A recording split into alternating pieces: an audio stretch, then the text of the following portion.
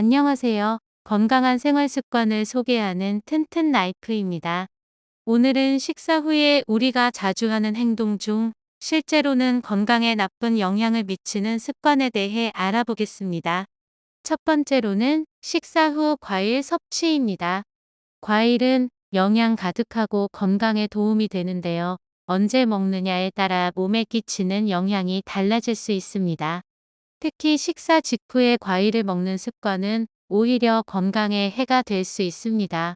식후에 과일을 먹으면 혈당이 급격하게 오르고 췌장에 무리를 줘 당뇨병 발생 위험이 높아질 수 있습니다. 췌장은 음식물이 몸에 들어왔을 때 인슐린을 분비합니다. 인슐린은 혈액 속 포도당을 세포 안으로 흡수시켜 에너지원으로 활용하고 나머지는 지방으로 전환해 혈당 수치를 식사 전으로 되돌립니다. 이렇게 혈당이 식전으로 돌아가기까지는 약 2시간이 소요됩니다.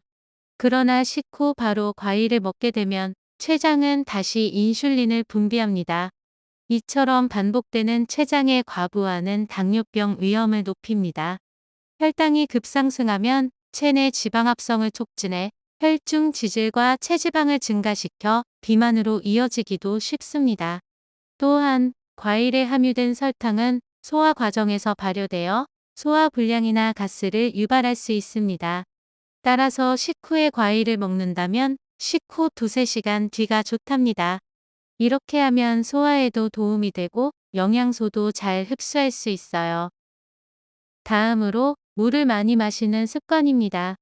식사 전이나 후에 물을 마시는 것이 건강에 나쁘다는 이야기를 많이 들어보셨을 텐데요. 식사 후 과도하게 물을 섭취하면 위산이 희석되어 소화를 방해할 수 있습니다. 위축성 위염과 같은 위장 질환을 앓고 있는 분들이라면 소화에 방해가 될 수 있으니 조심하는 것이 좋겠습니다. 하지만 적절한 양의 물을 마시는 것은 괜찮습니다.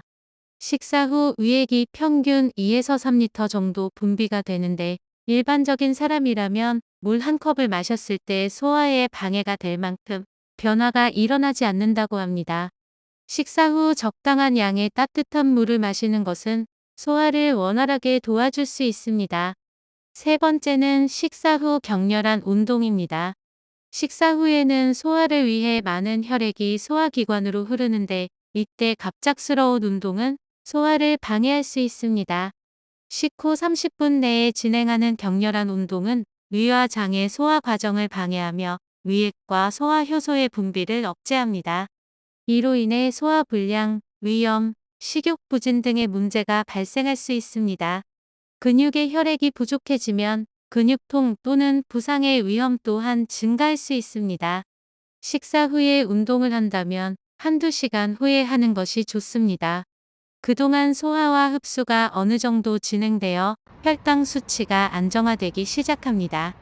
이 시점에서 가벼운 운동을 진행하면 혈당의 급격한 상승을 막고 인슐린의 효율성을 높일 수 있습니다. 네 번째로는 식사 후에 커피를 마시는 습관입니다.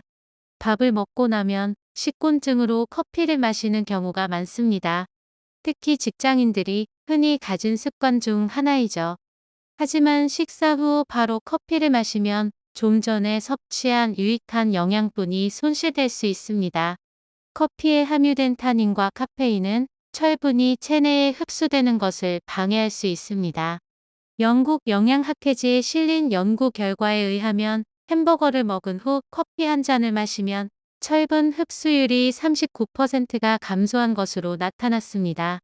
철분이 위장에서 흡수도 되기 전에 카페인과 만나면 서로 달라붙게 돼 소변으로 배출됩니다.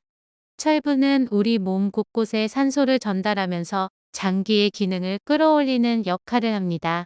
철분은 적혈구의 혈색소의 중요한 성분이기 때문에 부족해지면 적혈구 생성 장애로 이어져 빈혈이 나타날 수 있으며 이 밖에도 하지불안 증후군이나 탈모, 피로 등을 유발할 수 있습니다.